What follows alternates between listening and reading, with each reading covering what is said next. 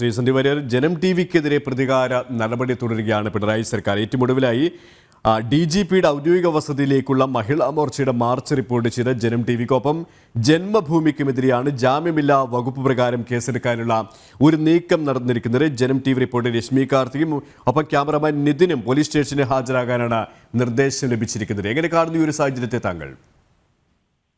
നിങ്ങളെ ഓഫീസിൽ ചവറ്റുകൊട്ടയിരിക്കുന്നല്ലേ, നിങ്ങൾക്ക് കിട്ടിയ നോട്ടീസ് ആ ചവറ്റുകൊട്ടയിലേക്ക് വലിച്ചു കയറിയാണ് പോയി പണി നോക്കാൻ പറയണമേ. കേരളത്തിലെ മാധ്യമ പ്രവർത്തകരെ മുഴുവൻ ഒരു മൂക്കിൽ കയറ്റി വലിക്കുമോ? ഇതെന്തായത് വെള്ളരിക്കപ്പെട്ടണോ? അടിയന്തരാവസ്ഥയാണോ?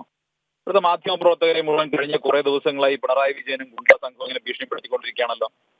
ഭരിക്കുന്നവരാണെന്ന് കരുതി ഈ കേരളത്തിൽ മാധ്യമ പ്രവർത്തനം നടത്താൻ സ്വാതന്ത്ര്യമില്ലേ? ഇവിടെ എത്രയോ മാധ്യമ പ്രവർത്തകർക്കെതിരെ നിരന്തരമായി കേസിലെടുത്തുകൊണ്ടിരിക്കുന്നു, ഭീഷണിപ്പെടുത്തിക്കൊണ്ടിരിക്കുന്നു. എല്ലാവരും ഇവർക്ക് ജയ പാടണമെന്നോ അല്ല നിർബന്ധമുണ്ടോ? അങ്ങനെയൊന്നുമില്ലല്ലോ. അപ്പൊ ഇത്തരം ഭീഷണികളുടെ മുന്നിൽ നിങ്ങൾ തലവനിക്കേണ്ട കാര്യമില്ല. ഇത്തരം ഭീഷണികളുടെ പേരിൽ നിങ്ങൾ എവിടെയും നിങ്ങളുടെ മാധ്യമ സ്വാതന്ത്ര്യം അടിയറ വെക്കേണ്ടതില്ല.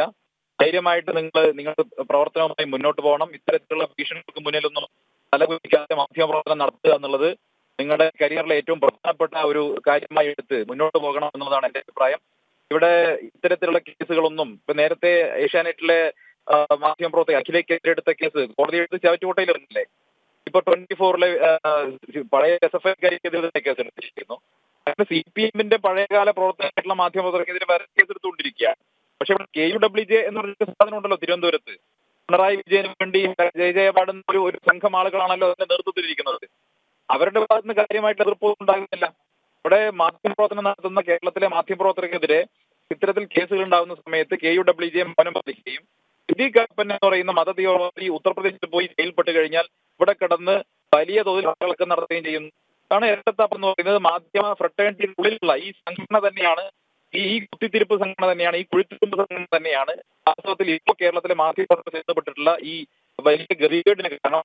ഒന്നിച്ച് നിൽക്കാതെ ഈ മാധ്യമപ്രവർത്തകർക്കെതിരെ വരുന്ന കേസുകളിൽ ഒരു ഫ്രട്ടേണിറ്റി എന്ന നിലയിൽ ഒരുമിച്ച് നിൽക്കാതെ സെലക്റ്റീവായി ചില മാധ്യമങ്ങൾക്ക് വേണ്ടി മാത്രം സംസാരിക്കുന്ന KUWJ പോലെയുള്ള ഈ കുഴിത്തിരിപ്പ് ടീമുകളുണ്ടല്ലോ, ഇവരാണ് ഇതിന്റെ ഏറ്റവും വലിയ ഉത്തരവാദികൾ.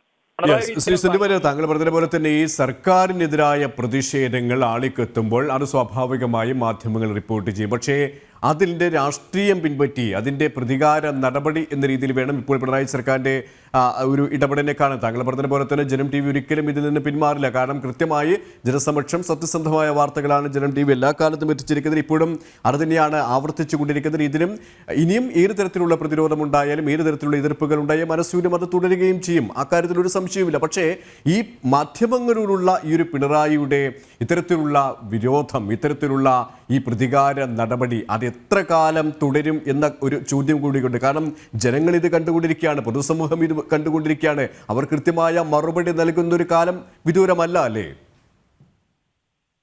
ഇതൊക്കെ ഈ തെരുവ് ഗുണ്ടകളുടെ ഭാഷയുള്ള വിരട്ടലാണെന്ന് ആ വില കൊടുത്താൽ മതി. കേരളത്തിലെ DGP ആരാണ്? വൈസ്രോയി ആണോ? എന്താണ് DGPയുടെ വീട്ടിൽ നടക്കുന്ന പ്രതിഷേധം റിപ്പോർട്ട് ചെയ്യാൻ പാടില്ലേ? എന്തെങ്കിലും കുഴപ്പമുള്ള കുറച്ച് ദിവസം പാടില്ല അനിൽ നമ്പ്യാർക്കെതിരെ നോൺ ബെയിലബിൾ കേസെടുത്തത് എന്തുണ്ടായി? അനിൽ നമ്പ്യാരെ പിടിച്ച് വിഴുങ്ങിയ പിണറായി വിജയൻ പ്രഭാത ഭക്ഷണത്തിന് അനിൽ നമ്പ്യാർ ഫ്രൈ ആണോ കഴിച്ചത്? അല്ലല്ലോ.